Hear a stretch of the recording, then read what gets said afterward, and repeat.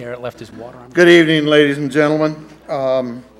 We're having a building rehabilitation of the downtown. We have 3 presentations this evening.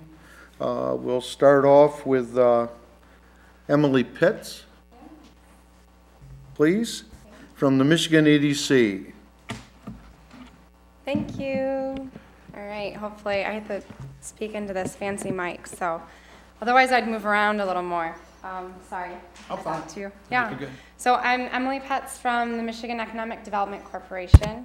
I am your community assistance team representative. So what that means is I help explain some of the tools and resources that are available at MEDC, or help you navigate ones even that we aren't in charge of, but really focused on helping communities grow in the best ways possible, using federal resources and sometimes state resources as well. So I am glad everyone is here today.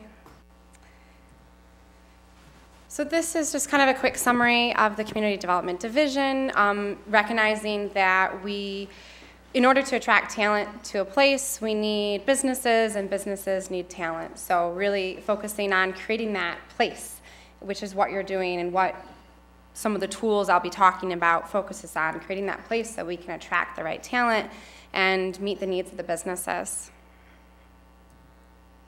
This is a quick map. Like I said, I'm Region 8 in that blue or the purple lower corner. And if you're visiting from another region, you would have a community assistance team person. So we kind of divide up the regions.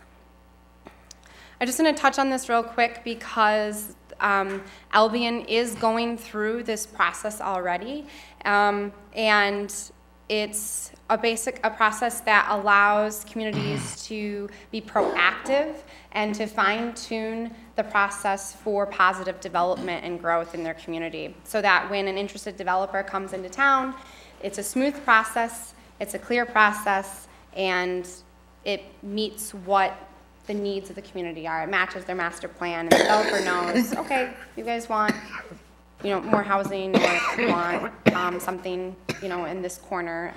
And it makes it very smooth. And this is something that is required. Engagement is going to be required moving forward as we get into some of the other funding tools. So it's great that your community is already engaged. The Main Street Community Program is a technical assistance tool that we have at MEDC. The focus of the Main Street community is really working with that downtown core. So it focuses on design, organization, promotion, and economic vitality. So it will help, for example, design. How do you design your parking lots or landscaping? Is it inviting? Is it warming? How are new buildings designed? Are we looking at historic renovations? What is the feel of the downtown? Organization looks at how are we working together to make some of the projects happen? Are there any special events, activities, festivals? How do you outreach to get other volunteers involved in those activities? Promotion focuses on how do you advertise for events. Are there, maybe you put, advertisements as far as signage, outreach, branding. How do you, what's the slogan for your downtown? What's the imagery that people see? That is what promotion focuses on. And then economic vitality. How do you support your business, the small businesses downtown? What are some of the ideas that can help those small businesses, take it to the next step? And it's a program that has levels of engagement. You have to apply at the associate level. And unfortunately, that you turn in an application one time a year, which was November 4th. So, but that also is an opportunity because it gives your community a chance to get ready and fill out the application and be really prepared to fill that out for the associate level. At the associate level, basically what that means is you would have someone from the community that would be attending some of the technical assistance opportunities. So free training, ideas, networking with other communities. Did you know you can rent a statue for a festival? And just, there's about 44 other communities across the state that are already engaged in some level, whether it's master or just associate. And I think, I explained another, technical assistance program before this one, and I think the main difference for this one is it very much focuses on building that capacity, working with volunteers and that grassroots connections to really get creative and tactical. So lots of different ways to kind of approach issues, and you want to utilize the vibrancy and the people power that you have. Also, you can ask questions at any time, so I don't have to be lecturing. I've got a question. Okay. Is this something then that the individuals would apply for on November 4th, or is this something the city would do citywide? City. Okay. Yep. And I want to follow on Kelly. So I'm trying to see I'm not getting what are the hard things that are coming out of here. So are you saying that we would work with a city representative or somebody representing the city, and I guess I'm just having a hard time to where the rubber meets the road. What are we actually accomplishing? Right. So it would work, typically I see it work through a DDA. And sometimes there's a point of contact in the DDA that will be working on the Main Street communities. They'll be attending events and they'll be getting people involved in different activities, or they'll be utilizing the free architectural resources. It's tapping into resources and services. And so that's going to be generally a point of contact in the DDA, but it could be a group of volunteers as well that get connected to those resources. So it sounds like it's almost like you're attending something where there's a whole lot of information sharing and links to resources, so you can bring that back and share that with other people. Yes, correct. Okay. Okay, and now I'm going to talk about Community Development Block Grants, also known as CDBG.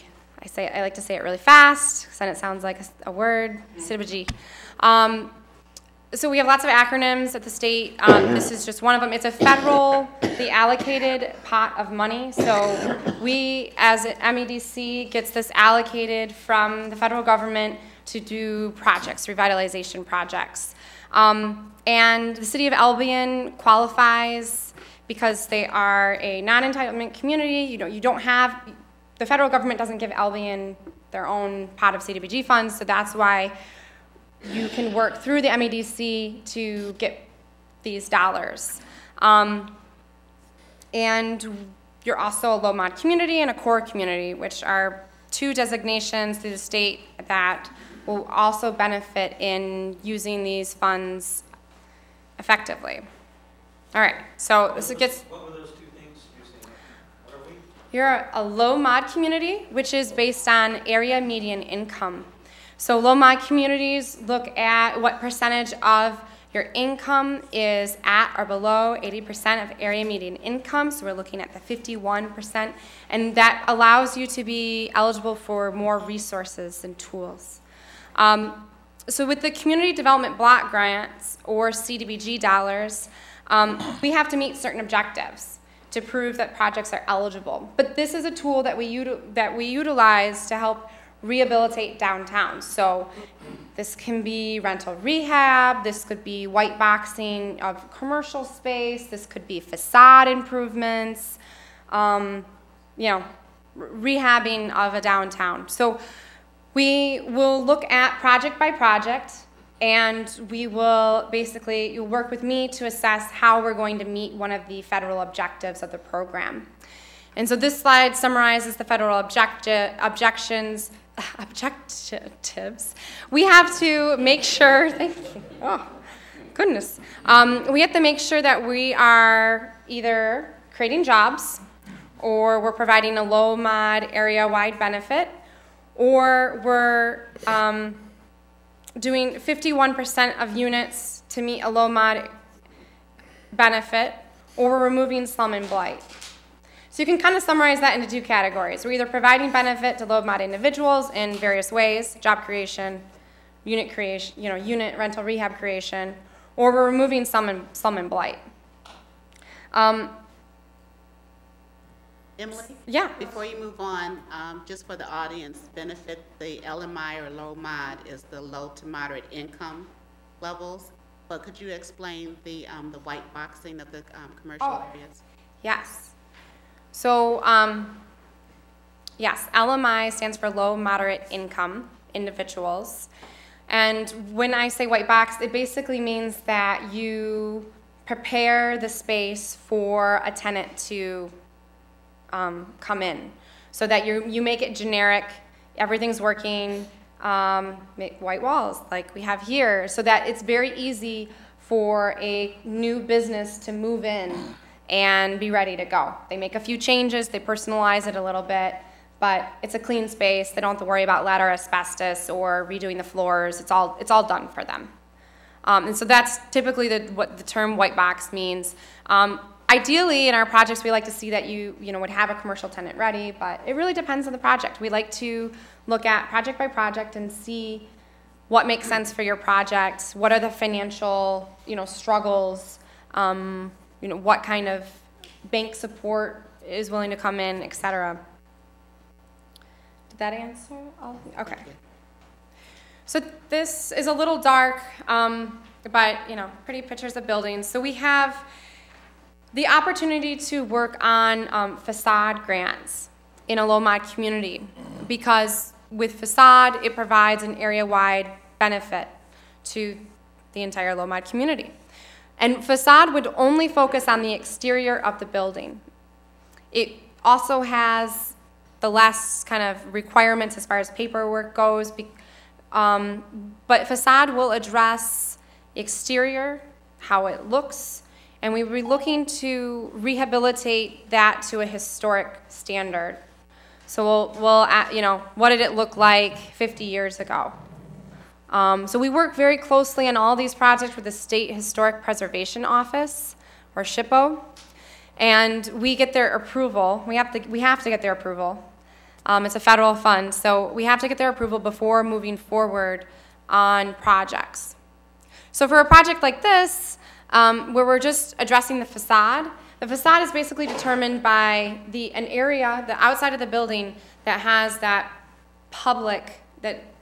intersects with public space. So it could be the back of the building if there's a public parking lot back there, but generally it's the front, and this is a corner building, so it was the front and the side. That includes window, tuck pointing, facade structural concerns, paint, but the requirement will be that we're returning it to its historic glory. And these grants can go up to 50% of total project costs. And for this grant, we would be looking for, items like cost estimates, renderings, what is it going to look like.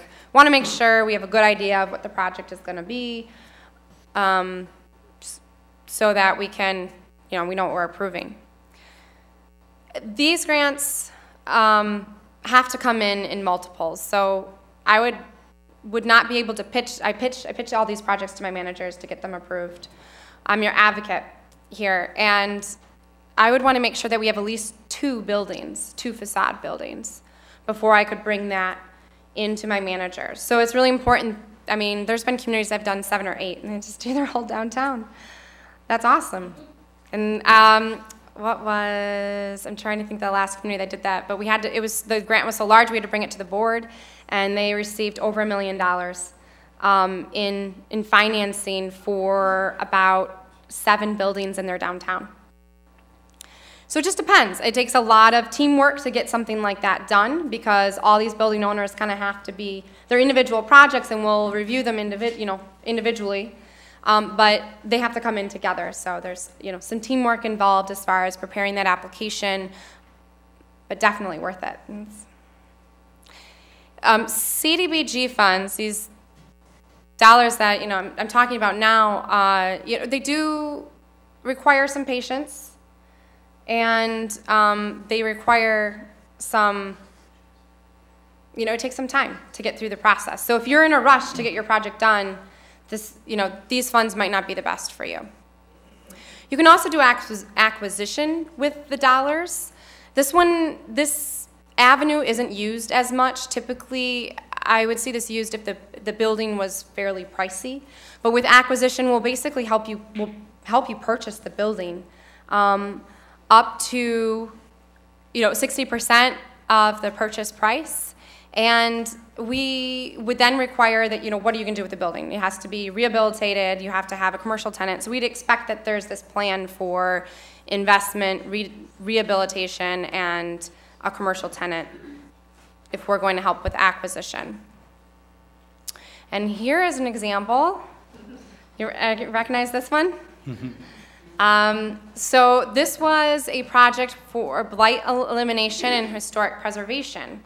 So this met the federal objective of removing blight, but it was also historic, which is kind of a, you know, double whammy. So we were able to address all the items that were considered blight by your local code official, and we were able to address all the items that aided in preserving the historic integrity of the building, which is kind of the best case scenario for the building because it gives us more flexibility as far as what we're eligible to fund in the rehabilitation.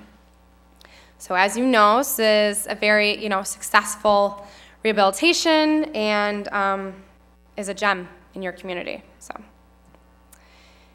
rental rehabilitation. These pictures are dark, but on the left here you see the before, and on the right you see the after. A lot of the rental rehabilitation projects start as almost, you know, complete gut rehabs. I tour them. I want to look at them before we start getting into turning in paperwork. I want to see the building and take pictures of the building. And, you know, there's dead birds, there's lead, there's asbestos, and that's typical. Or sometimes it's still being used as storage. But these are the ideal units that need to be revitalized.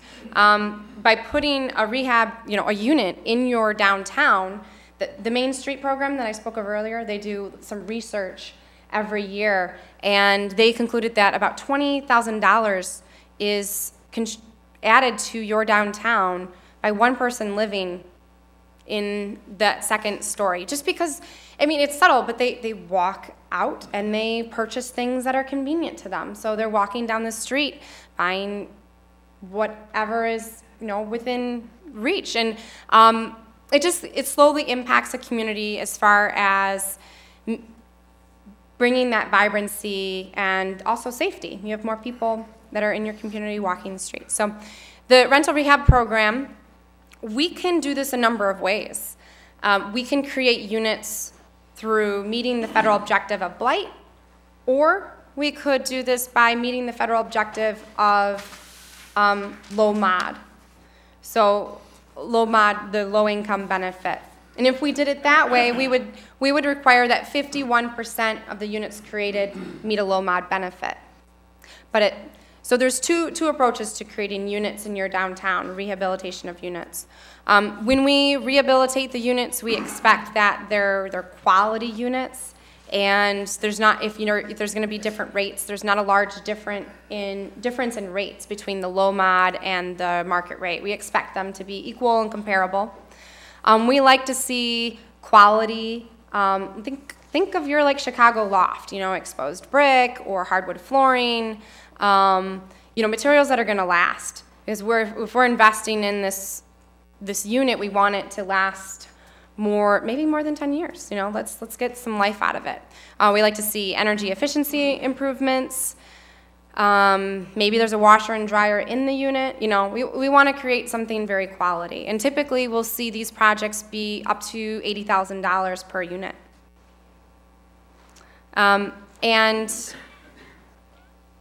Yeah, it's okay, pretty magical. So this, yeah, any questions before I move on? Is there the opportunity to sort of piggyback these grants? So would the building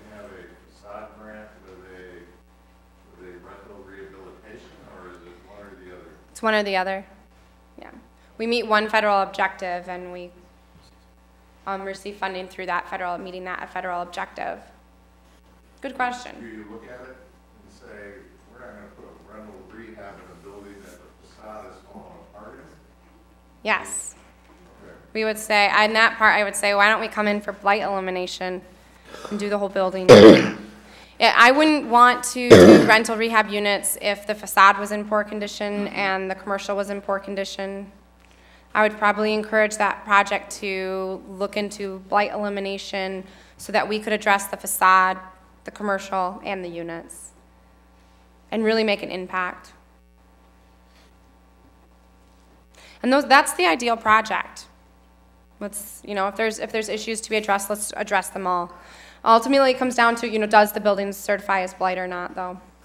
So if the commercial is in good condition, maybe we look at doing a facade and rental rehab units or something like that.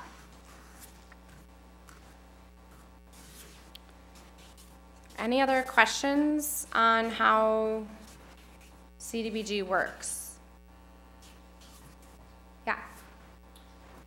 Okay, this grant, I know, correct me if I'm wrong, you also do for homeowners? Or is that a different? At one time, yes, it did do that. It doesn't anymore. Yes. So you only do the rental property if the facade is okay? No, not necessarily. I mean, we can do rental, but yes, we would want the facade to be in good condition, or we would want to address both. So if there was facade issues, I mean, we could look at, we're going to address each deal individually, so we can look at what makes sense. Maybe we look at the facade as being a match to the rental rehab, because every project requires match. We want to see that obviously the building owner and the developer or the business owner, has a piece of that. But yes, we would like to see the facade in good condition if we're just going to do units. Does the MEDC look at it from a community standpoint and say, in the bigger scheme of things, we're only going to invest X amount of dollars here. I don't care how many projects you got. I don't know how many things you bring me. There's X amount of dollars that's going to be allocated to Albion. No, there's no limit. Oh, Albion. Yeah. Bring them on in. No, I mean, as long as there's still buildings that need to be redone that certify under one of the objectives. If you lose all of your blighted buildings, I mean, then that's great. So, no, there's not a limit per community. Yeah, thanks. So you said earlier about this idea of having a combined big 7-building project. Are those, if you have a common vision and you cross all your T's and dot all your I's, are big projects that do that big revitalization, big transformation, are they weighted differently than, 2 or 3 individual projects within a city? Like, so if the Bohm Theater was submitting an application, but then, I don't know, Cascarelli's is going to do the same thing, but they're not talking to each other. They're just doing 2 separate, rehabs. Or then, George is going to buy, a flight of buildings, north of or south of Lopez Taco, and they want to do the blight elimination and some of this. If they're not talking to each other, is that worse than if they all talked to each other and wrote one big grant for all 3 buildings? Well, it depends. Sorry. So with facade, we like to see them come together because facade projects are usually pretty small. There's a lot of work that goes into making something like the theater happen, and it's very difficult to get multiple large projects to timing right. There is benefits for like administration reasons. That kind of, economies of scale, it just makes more sense to bring in projects together. So if you can make it work, great, but there's no penalty to bringing, a project in this December and then bringing another one when it's ready in the summer. Okay. Both projects would receive just as much assistance as if they came in together. I mean, there's definitely like a wow factor, but there wouldn't be any. Right, okay, I just, Yeah, no, it's a good question. It's a good question. I have a question. I'm more concerned with the flow chart. Now, our downtown development authority is meant to capture the taxes from businesses in the downtown area to sustain downtown. Currently, we don't have a director to spearhead that. So these monies that are available, who spearheads that through our DDA, which is the city entity? So the applicant is the city, and and so it doesn't have to be, the DDA doesn't necessarily involved in CDBG dollars. I'm going to talk about tax. I'm sorry, I know the community block development is generated with our city manager. We approve the matching grant, but I'm saying the DDA itself, which is a city entity, the city captures the taxes, but we have this organization that helps sustain that. So those monies other than the CBGD, I'm talking about the facade grant, for example. Doesn't our DDA be involved with that when they capture the taxes from downtown to sustain our DDA, sustain our downtown? that's a different question. Yeah, I think that's a different, Entity. it's a different entity. So, I mean, I'm going to get into some tax stuff in a little bit, but I mean, it's different pockets of funds. So if you have a facade grant with your DDA, which is typical, is that what you're saying? No? We don't have a DDA. Okay, no DDA. No director. No Stay with director. me. We don't have a director. We Okay. reported in our budget. So Okay. we moved her, and I believe there's a committee now. So for the flow chart, would that committee seek that facade grant? No. Okay. Now with the No. EDC. Building owners. So there's an agreement between the building owner and the city to complete a facade grant. So a building owner would say, come to the city and say, I want to, I want to be a part of the CDBG facade program, and we'd have to get more than one building. So let's say, Cheryl and Andrew both have a building, and they come in. So that could be a grant, but the city would be in charge of that grant. It wouldn't be connected to the DDA in any way. Okay. Now you made my point. The DDA itself, I'm saying. Yeah, this is not, the issue is that the DDA is not involved in this at all. Okay. Until after everything is done, and then it just becomes sort of. DDA capture. Right. So now with the EDC, they're not. That would be a sustaining situation on where they would just do their own thing, right? Maybe. Yeah. Because we're not under our umbrella. So from there, I mean, it's up to you how you want to, move forward with that. But the CDBG, the applicant is technically the city, so they will be applying on the behalf of the building owner. We do allow a percentage, we actually add, I should say, about 5% of the total grant dollars for administration to help the city administer the grant. And that typically wouldn't take place until we have all of a pre-application. Basically, when the point I'm ready to pitch it to my managers, that's when we would start, looking at procuring someone to help with the administration. So there will be help along the way, and just if you're a building owner, you don't have to worry about some of the weeds of the federal regulations. That's what the city and the admin is there for support, and that's why I'm here as well. So if I see anything, I'll let you know right away. If I notice anything in your building that might be a concern, if there's already tenants living in your building, it would be hard to do this with them. So I would not recommend. Yes, I would not recommend that. Okay. Any other questions before I move to the next? Yes. Yeah, what kind of time frame are you talking about from the time of application? Yes. Good question. So, there's pre-application materials like cost estimates, renderings, etc. So I have a good idea of the project. And once I don't have any other questions and everything seems to be updated, I'm going to pitch that to my managers, and we're going to get a yes, because that's what's going to happen. And we're going to get a letter of interest. And the letter of interest is going to state, MEDC is interested in providing X amount of dollars. And then from there, it's a 5 to 6 month process before there's a release of funds letter that allows you to proceed with construction. So that's why I said earlier about patience. There's some processes that we have to go through, an environmental review, et cetera, so that we're doing our checks and balances for the federal dollars, and then you can go ahead and do construction. So it takes some patience, but it's definitely worth it. What do I want to say? Yeah, it's 5 to 6 months. So. This is a matching fund, correct? So we require that the building owner comes in with a minimum of 25% equity, but that's the minimum. We can come up to 50% of the total project costs. So that gap would be, so technically, yes, you're going to come in with 50%. That's probably an easier way to explain it.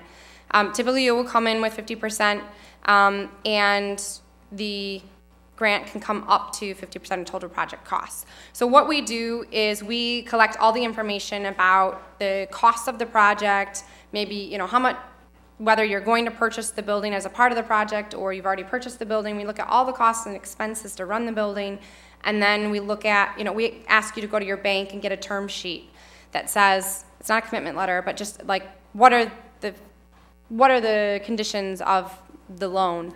And we underwrite the deal. We look at, does it make sense, and are we over incentivizing it? But yes, we'll kind of look into all the specifics of the project, but generally it's based on, up to 50%, and it's based on the need, so. So if an individual or a business was interested in taking advantage of the CDBG grant or something that you're offering, would you suggest they contact you or Cheryl, or how should they proceed if they want further info or to take advantage? Well, Cheryl and Cheryl, I don't know if Cheryl, do you want to be the main contact for CDBG? Tell them to call you, but. Yeah, well, we're going to work together either way. So if I'm coming down to tour a building, I'm going to call Cheryl and be like, hey, I was asked to see a building. Do you want to come with me? Because ultimately, it's their grant. So there's 3 partners involved. So you can, you can call me, and I can answer a lot of your questions. I'll also be able to tell you if it's a good fit for the program. And we'll schedule a time to tour, and we'll make sure we have someone from the city tagging along, or at least aware. Do you have handout materials or business card? You probably won't give that out. I have a business card. I do not pass out anything. Unfortunately, there's not a handout I like to pass out for CDBG. I have some other handouts on some of the tax abatement and brownfield, but I have my card, and I can direct you to our website. But it can get pretty lengthy and long when you get into some of this, and it's not a fun handout. Yeah. So, brownfield, so exciting. So brownfield is, I'm running out of time. So I'm going to pick up the pace a little bit, but I hopefully, feel free to stop me with any questions you have. So brownfield tax increment financing works in many different ways. It can be for non-environmental or for environmental aspects of redevelopment. So we're still talking about, vacant, blighted buildings in your downtown. We're still on that same spectrum. But it has to qualify in a certain way. So it has to be a facility, which means it's contaminated to a certain level. Functionally obsolete. Maybe it was office space like 15 years ago, and now we want to make it apartments. Blighted, that just meets your local code definition of blight. Historic resource, that's something the State Historic Preservation Office will ultimately decide on. Or contiguous or connected, adjacent to one of those items. And that would make your building eligible for brownfield tax increment financing. But you're probably like, what is the point of brownfield tax increment financing? Why is it a benefit? Well, basically what it does is, you purchase a building and it's not worth much, but the taxes are going to increase as soon as you start putting all these amazing apartments and commercial amenities in there. And so it allows the taxes to stay at a baseline that provides a benefit to the developer or the business or the building owner for X amount of years. And that can vary depending on the community. So each community has, well, they have to start one, but the Albion has one, and they will decide how much and how long the abatement will be applied to. So basically there's a plan with the Brownfield Authority that dictates, these are the buildings we know already are eligible. They're functionally obsolete, they're contaminated, and they have a plan. So you can be added to that plan, or maybe the building you're looking at is already a part of that plan. But the benefit is that it lowers the taxes for that building for years after the development. So there's a large financial incentive. Continue to receive the existing taxes on the property. Basically, you use the tax capture to reimburse the developer that offsets the environmental or the infrastructure improvements. So environmental improvements would include any level of contamination. Non-environmental, I think that's my next slide, is it? Non-environmental activities include demolition. So sometimes that's interior demolition as well. Lead, asbestos. The city of Albion is also eligible for, not all cities are eligible for this, infrastructure improvements and site preparation. And so infrastructure improvements, sidewalks, landscaping, light posts, site preparation, maybe there's some foundational work that needs to be done. So this is a good example of a project. It was this was very contaminated. This was an old gas station and turned into a bank. But this was also another, those pictures are not turning out. But basically, in this example of the lofts, they took a contaminated site, they redeveloped it, and they were able to use the tax increment financing to help pay for a lot of that, preparation of the groundwork, removal of the environmental contaminants, and they received almost $1 million in tax increment financing for state and local taxes. So there's two avenues, just state and local taxes, and that can be paired with other tools. So this tool could be used with CDBG as well. And this is another tax benefit. It's the obsolete, I just put the acronym up there, but it stands for the Obsolete Property Rehabilitation Act. And it's similar to, it impacts the way that the taxes are on the redevelopment project. So you still have to have, this blighted building, and you have to be rehabilitating it, investing money into it to qualify. But the difference is that the community is able to designate areas. So you have almost like boundaries within your downtown that would meet the Obsolete Property Rehabilitation Act. And so it is a tool that you would use to encourage the rehabilitation of blighted buildings, and can help developers save a lot on their taxes. But they have to be doing significant improvements.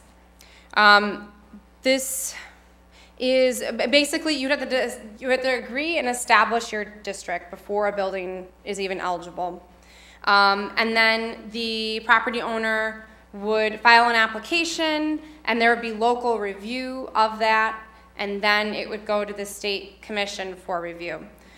So there's some levels in that one as well. This is more fun to talk about than the tax program, so we're going to end on this one. Before we do it yeah. further though, so both of those tax programs, the amount of abatement and the time, the length of the abatement are judged on a per basis issue.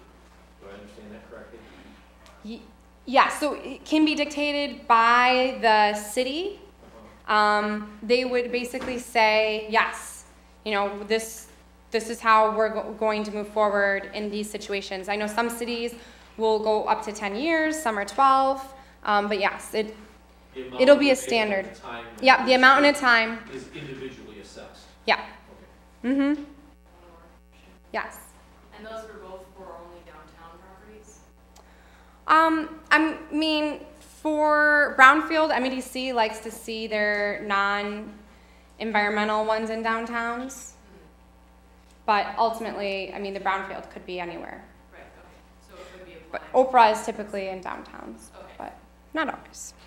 Not always is the answer. All right. It seems like typically that sets up sort of an adversarial discussion between cities and developers and tax abatements. Is that true, or is that just a wrong perception? As far as creating boundaries No, of like, as tax abatements. oh, I mean, not necessarily. It is, I mean, it is what it is, yeah.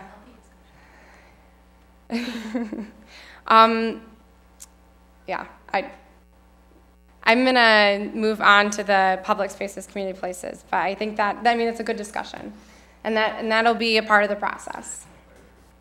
So with this public spaces, community places, we have a great opportunity to do a grant match program.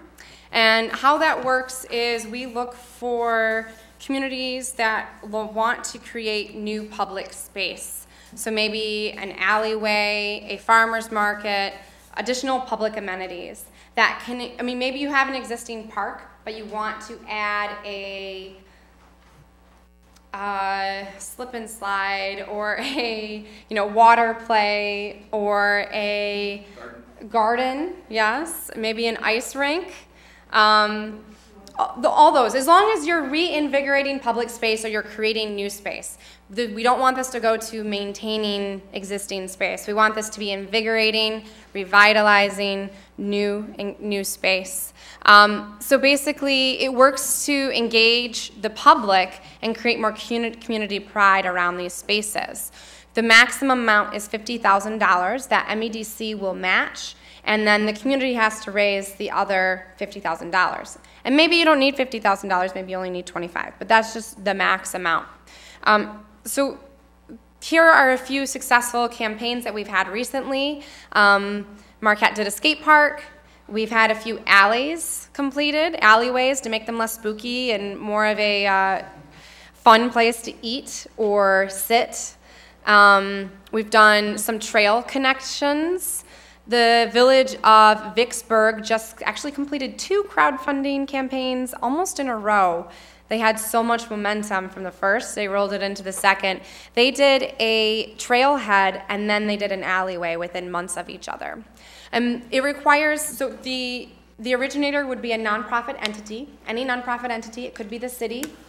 And the requirement is that we're, again, reinvigorating public space and that you're crowdfunding for those dollars. We are working with Patronicity, who is an experienced crowdfunding organization based out of Ann Arbor, and they will hold your hand. They'll help you through the process. They'll tell you the best way to approach donors and how to, you know, meet that remaining requirement. What we typically see is a lot of donation. It's a pressure cooker, so you have 60 days, or you do not get the match. We're serious about that. And it's, you know, it's come pretty close to a few times, but there's only one project out of the 70 or more that we've completed that hasn't met their requirement. So you'll go to the Patronicity's website and you'll see a crowdfunding MEDC link, and that will take you to the application.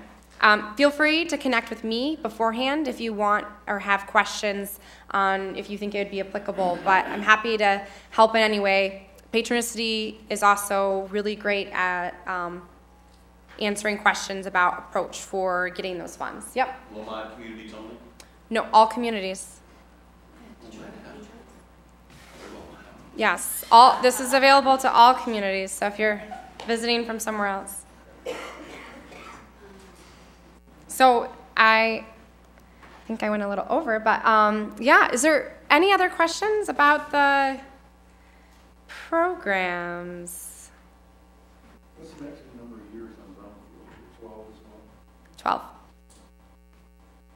Can we get that website again, please? Oh, yes.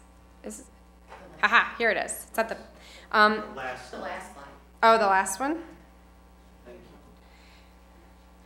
Yes, so this michiganbusiness.org is where you're going to find the plethora of information on the RRC, which is the Redevelopment Ready Community Program, as well as the Main Street Technical Assistance Program I talked about. You'll also find information on our Brownfield program. I mean, a lot, enough to put you to sleep at night. And CDBG, all sorts of goodies. And if you have any questions, as you know, if you want to start digging through that, feel free to email me, yeah, or call me. So, any other questions or concerns? My name? Email. Oh, email. An email, you want your email? Oh, yeah, that's not on there.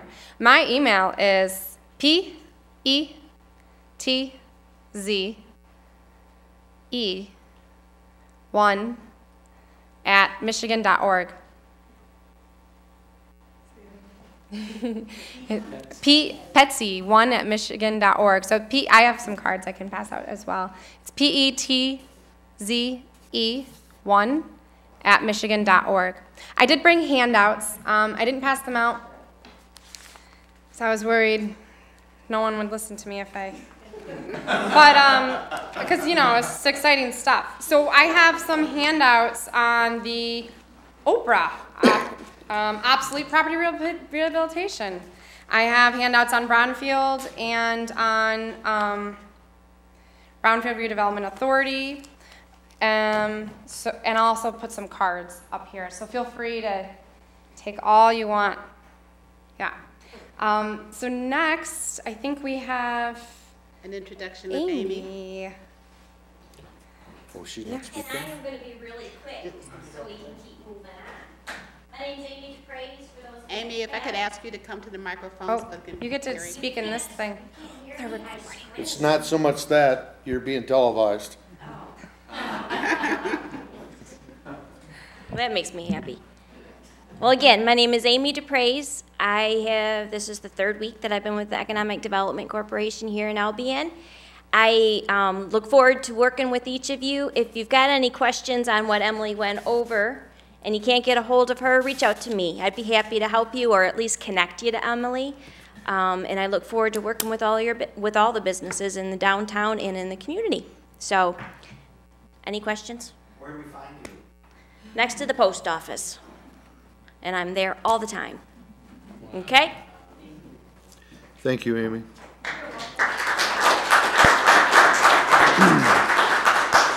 Bruce Johnston, you're on.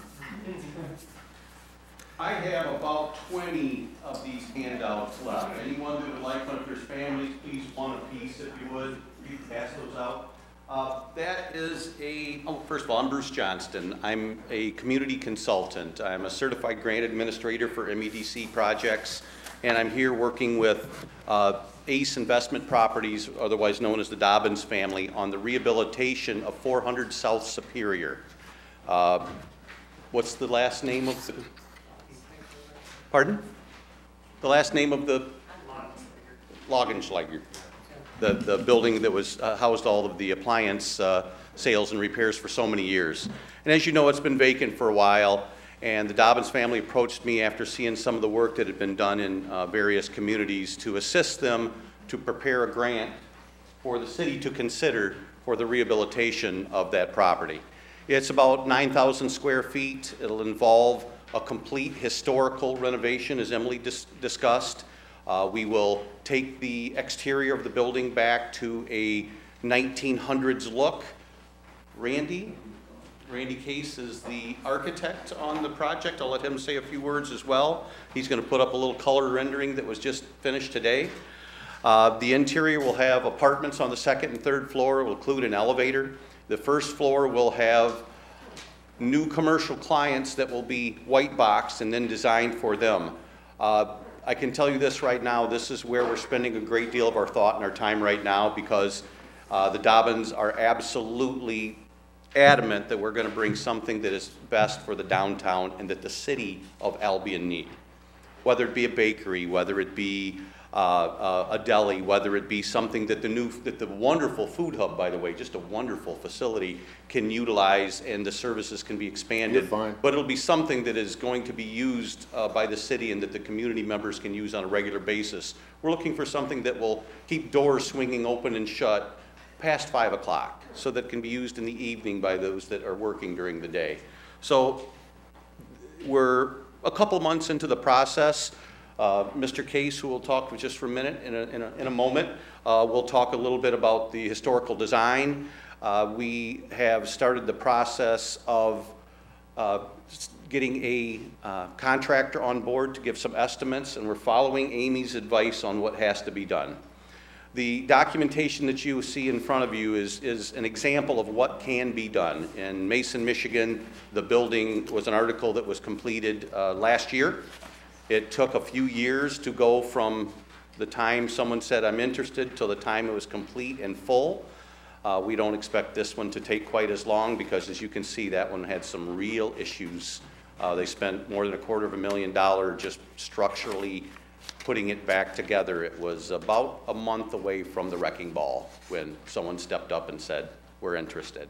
It's about a 20,000 square foot building. Now has 10 apartments that have hardwood floors, granite countertops, an elevator to all of it. Has 8,000 square foot of commercial use, and it is the single largest tax base in the entire city at this point. So it went from no taxes to the largest tax base in the city, all in a couple of years. I guess my biggest thing to discuss with you is to let you know, and once again, we've been working closely with Cheryl.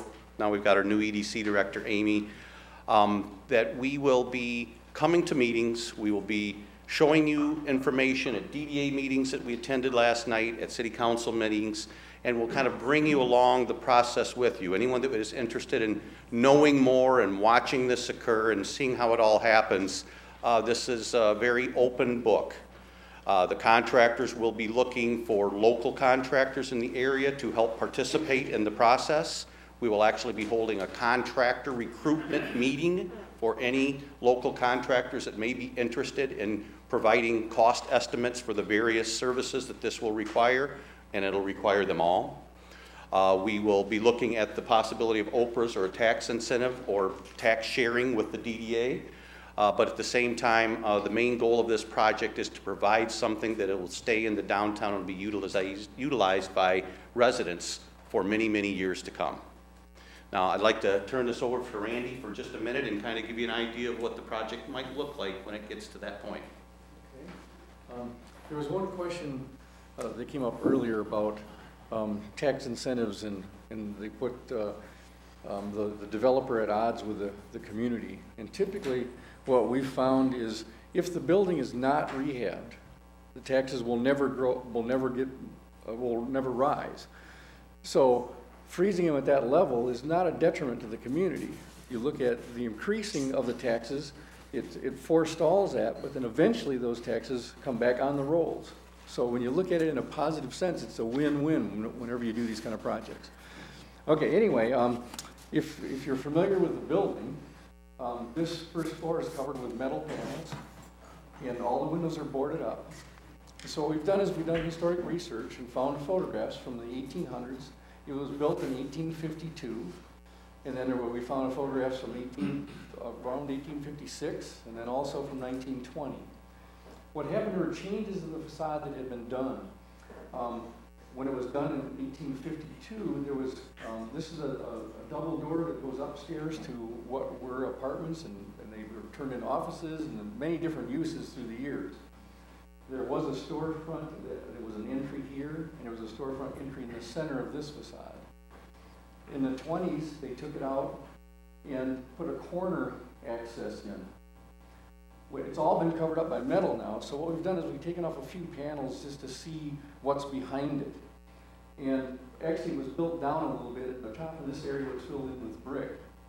And these things were all covered up, and there's not much left behind there. So what the idea to do is to reconstruct this to meet the historic standards. We're going to use our, you have to establish a date that you use for interpretation for historic purposes. We're intending to go after federal historic tax credits as well, which is something that is beyond the MEDC program, which is the federal tax credit program, which is another one that we can utilize. Albion's downtown is a nationally registered historic district. So that means that everybody in the district can take the federal tax credits.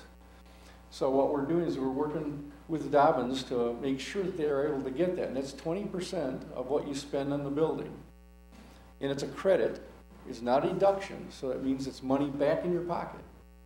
Someday. Well, actually, the date it's put into service, you get a tax abatement at that point in time. And you can go backwards a few years, and you can take that. If you can't take all the tax credits in the first year, you can go forward up to 10 years. So it depends on what happens. In a lot of cases, if the project is larger, then you form like an LLC, and you can have partners that buy into it, and each one of the partners can take tax credits on their shares. Anyway, I don't want to get too far into this thing, but we're pretty excited about this project. And it's going to make a big difference in the way the town looks. This is one of the earliest buildings in downtown Albion. And it was built separately from the rest of the structures. And what we've done is we just kind of photoshopped this thing together to show you what it would look like after it's been improved. And this is our first stab at this as a result of doing the research we've done so far, because we want to make sure that it is going to be a viable project before you go too far. So that's why Bruce and I teamed together on these things to help an owner understand, do the dollars work, and what can you do with it. So anyway, that's kind of our thing in a nutshell. So this is just a first stab at the facade, and we'll be doing adjustments and improvements, and we're looking at floor plan layouts and mixtures of units and so forth like that to make sure it's going to be successful, and it'll make money and work well for the city. And one thing to make sure everyone understands completely is nobody gets rich off these projects. These projects take a great deal of funding. I mean, this is a big deal to take this building and strip the paint off the exterior, to put the old 6-panel windows back in that have to be wood to meet SHPO's guidelines or the State Historic Preservation Office, to tear the interior apart and build it back up for modern amenities with historical grace. It's a fine line, and I'm sure Emily will echo, MEDC does not give too much money. They make sure that it will cash flow and it will pay for itself, but it's not something that where the rich get richer or that there's a lot of money coming into it. It's usually done with a long-term benefit in its thought pattern. What's good for the community? What will pay for itself after its initial investment and not have you continue to have to put money in year after year after year? The commercial clientele and the residential clientele will pay for the debt service, and someday down the road the building will be paid off. But along the way, there's no great income coming out of these projects. What really comes out of it is the community benefits. It really does. You get quality apartments and quality commercial clientele. That's what happens when this happens. I like to use my hometown. I'm from Mason, Michigan. We've done 55 apartments in Mason, Michigan since the year 2000. At that $20,000 per person figure, there's about $1.2 million coming into the downtown that was not there 16 years ago. At 5 o'clock at night in the year 2000, there was no one walking on the streets. There wasn't any reason to, nothing stayed open. In 2016, 75% of all the storefronts stay open until 10 o'clock at night. A brewery has come to town, and I hear that's happening for you guys too. All I can say is, wow, what that brings, in a good way. Ice cream shop stays open 12 months a year right downtown till 10 o'clock at night. You might see 30, 40 people in there at 8 o'clock on a snowy January day. Coffee shops, restaurants. We have, with any luck at all, and with help from MEDC, we just received a letter of intent that she talked about earlier for a project today that's going to bring in a first-class restaurant, the first one to the downtown ever. And there's plans for 2 others that are in the process. So like I said, the part where do they just bring in, say, well, Albion's only good for 1 building and then we're out? They'll stay there until everyone that wants funding is serviced. I can promise you that because I've seen it in more than one city. So the idea of finding out what's available, researching it with people that have the knowledge to help you, like Amy and Cheryl and people like myself that are here to assist, and architects that are here and around, and of course your MEDC rep, which is ultimately super important, costs nothing, and there's a wealth of knowledge out there for you all to obtain. Yes, sir. You mentioned white box. Can you just explain what that means in case people don't understand what that means? Well, right now, just to use the Dobbins as an example, it was used for the washing machines and the different things like that over the years, and for a variety of things. We'll basically take it right down to studs, all new electrical, all new mechanical, all new plumbing, or stubbed plumbing, so that depending on who comes in, it's readily there for them to then take it and finish the interior. It'll have flooring, it'll have white walls. Many times it'll just have drywall that is primed, so they can then pick a color and paint it the way they want it. It'll have ceiling, it'll have lighting, but it may have additional ability to add lighting that's specific to a need. If you know you're going to bring in a restaurant, you build something different than you do if you know you're going to bring in anything else, really. But we'll have it prepared for anything that's necessary. There'll be the ability for someone to add a vent hood. We'll make sure that the design is in a way that if you want to do it, it's ready for you at a minimal cost. So it's a general rehab so that you can effectively do whatever you want to the inside of it. Right. If you can think of it as you go into a mall before the people move in, that's basically what it is. You've got a mechanical system that's sized for the space. It's got a box in the back, and it's got a hole in the front. So the ducts go wherever you need them. You don't put them in. The lighting, you got lighting by the back panel, by the front, you got extra lights. The pipes are sized big enough, so you got enough water, enough gas, enough electricity to do what you need to do in any of these alternatives. But they're not necessarily set up. You have a panel there, but the feeders aren't run. You got the water service coming in with a shut-off and a meter, but it's not necessarily piped because you don't want to put it in the wrong place. You want it, when a tenant comes in, and you do everything the way the tenant needs it, but you got to make sure it's sized properly. So what we've already done, we've had an engineering study done for this, so we know the size of the pipes and all these kind of things, so that what can happen is that Bruce can do a pro forma to make sure the numbers work. So we're doing all this up front, and we look at the roof, we look at the masonry, we evaluate all these things to see what, if there's any real problems. Is it going to fall down, or is it in good shape, and does it have a new roof, and you know, is the wall in the top got a bulge in it that we got to fix? You do all that kind of thing so that you know you've got a good stable structure and you're ready to go. Yeah, so it's not a turnkey room, but it's a room that's prepared for whatever tenant moves into it. Yes, and the reason they call it a white box is, again, when you look at the mall, what happens, they do it, they tape it, and then they just paint it white, and because it's just quick. So that's where the term white box came from. So from a historical standpoint, and you guys are looking, especially at this building, what I'm thinking is, you've got that facade grant where you're restoring the facade of the building back to its historical, or close to it, or an emulation of it. Then do you take into account your white box as far as the architecture goes, so that it'll go along with that, or is your white box more of like what a modern structure would be? Well, that's actually a great question. Go ahead and give them both sides of it. Well, what's interesting about each building is an entity on its own. So in this building, the Peabody building, what's been happening is through the years, the upper levels have been used for so many different things. It has ranch trim, it's got little teeny rooms, and it doesn't make a lot of sense for the present use. So in this case, because there's nothing historically significant inside the building, to meet historic standards, we can gut it out and we can put all contemporary things in. Gotcha. It's only if you have special, they call it character-defining elements. So you have like wooden windows for the example. Well, yeah, She was Well, mentioned- fireplaces, Yeah. beautiful old oak trim. I mean, there's many buildings that we've all been to where you open up the door and it looks like you walked into 1930. Right. It's just full of dust and dead pigeons. Or you have a marble fire, you have a marble fireplace or a special room with skylight with a bunch of trim around. So you would try to maintain those architectural details. We would. Right. But bring it up to code as far as, or not to code, but to expectations of a modern. To code, Right. using, with all that historical integrity in place, it's quite a task. Right, yeah, I would think so too. Well, Yeah. actually, what happens is it's not a restoration. That brings it back to a period in time. This is a rehabilitation, so it's a contemporary use of a historic structure. The whole goal of all these incentives for historic buildings is to keep them from being knocked and thrown into landfills. So you have to be able to use them for contemporary use. And in the evaluation process, that's all studied. And, typically if I have a question, there's lots of gray areas.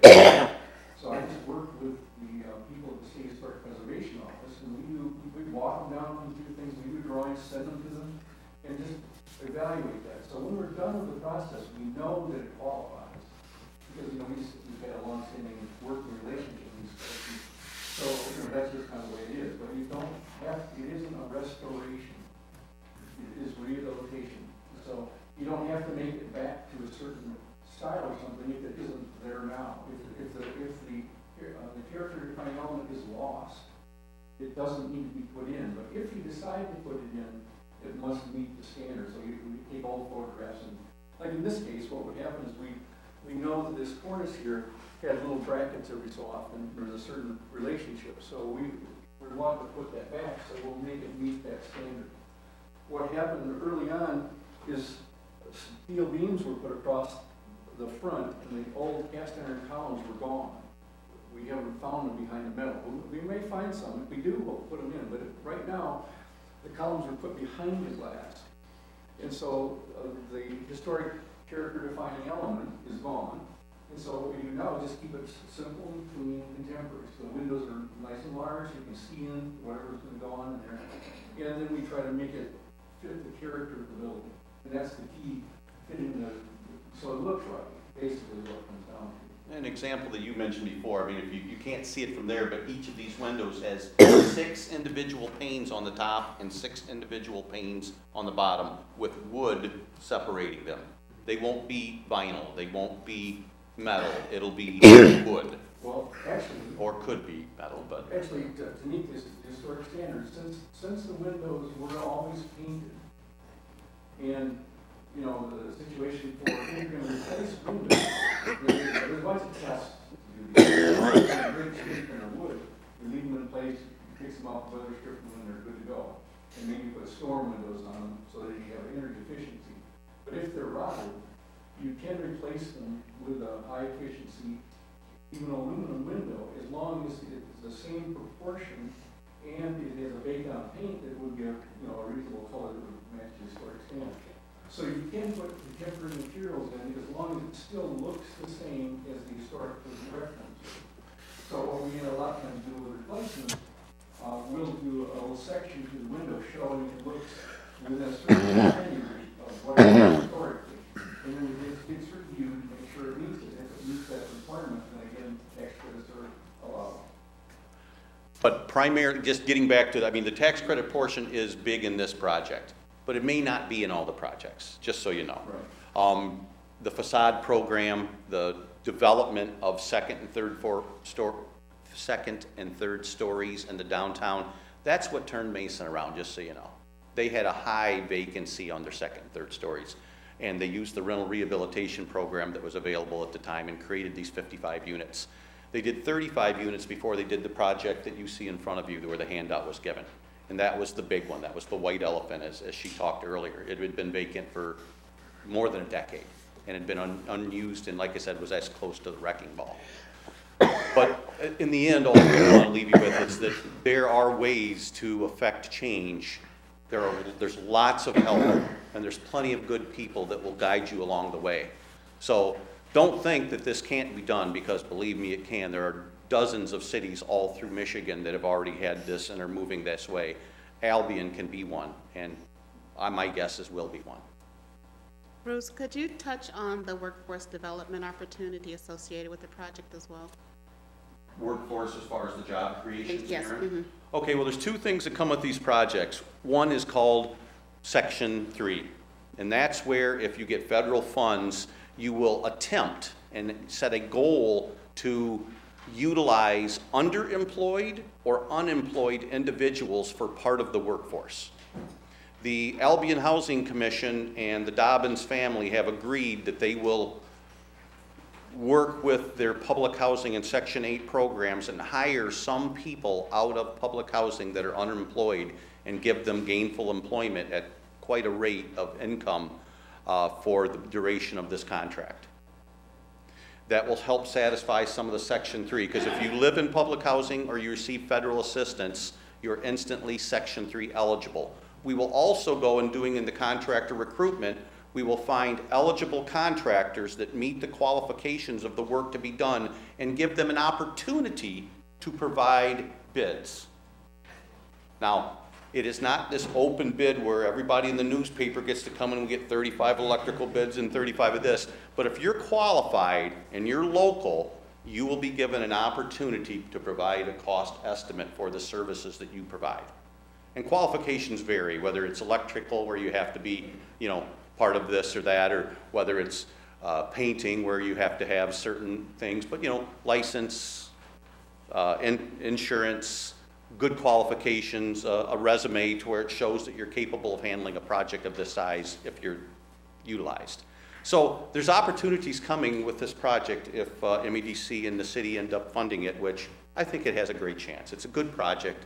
It's got good people behind it.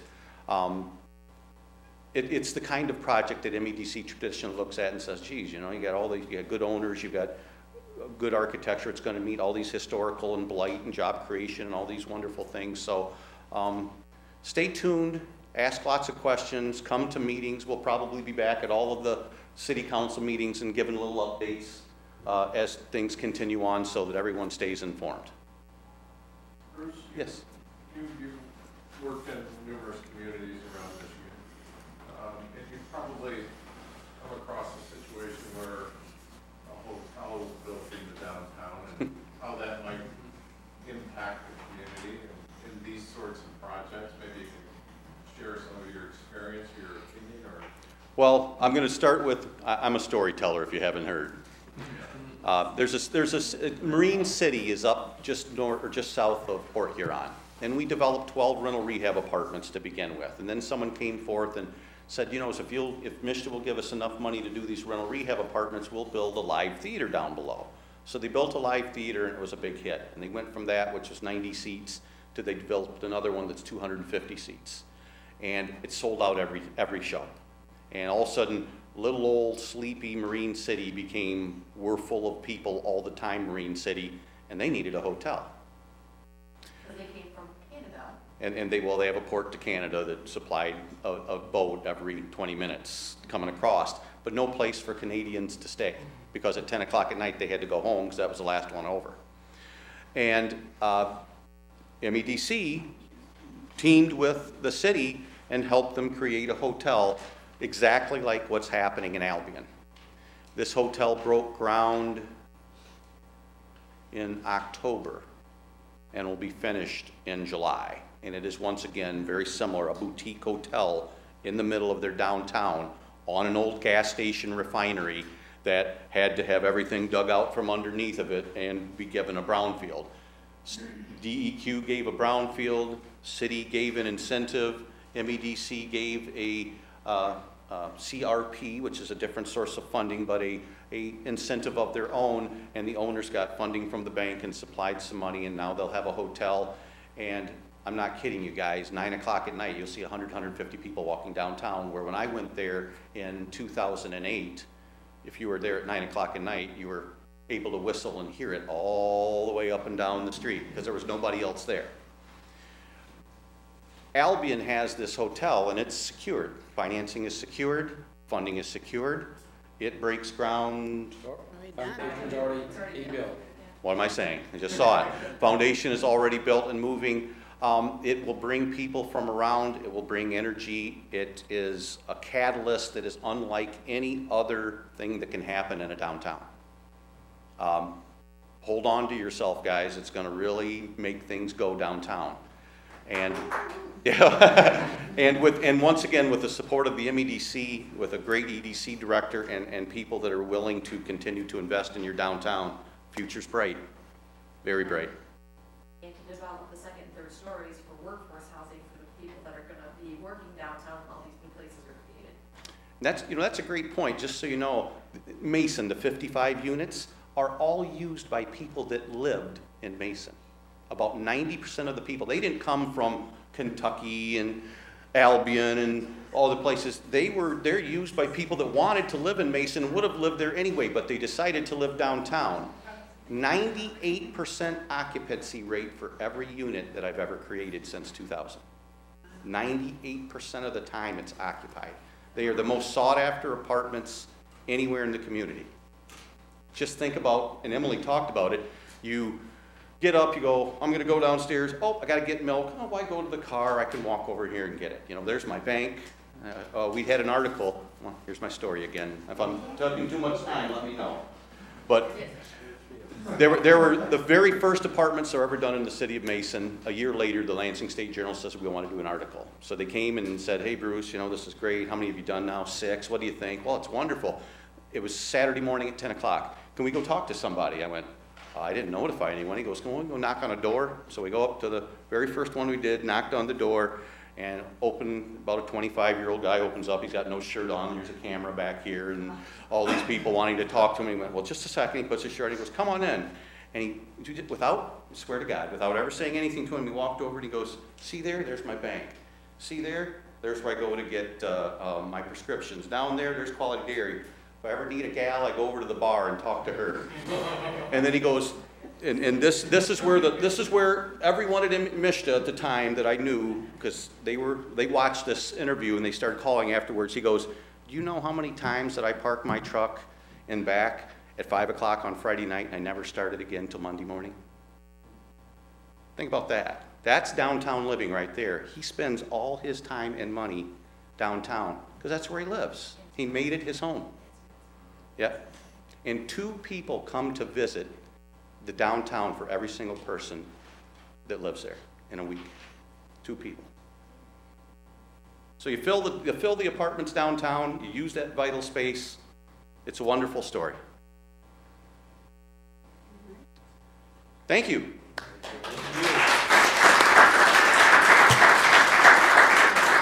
This will be up here. Anybody wants to see it? Just come take a look. And anybody wants to ask questions that are one-on-one, we'll be around for a while. Thank you, everyone.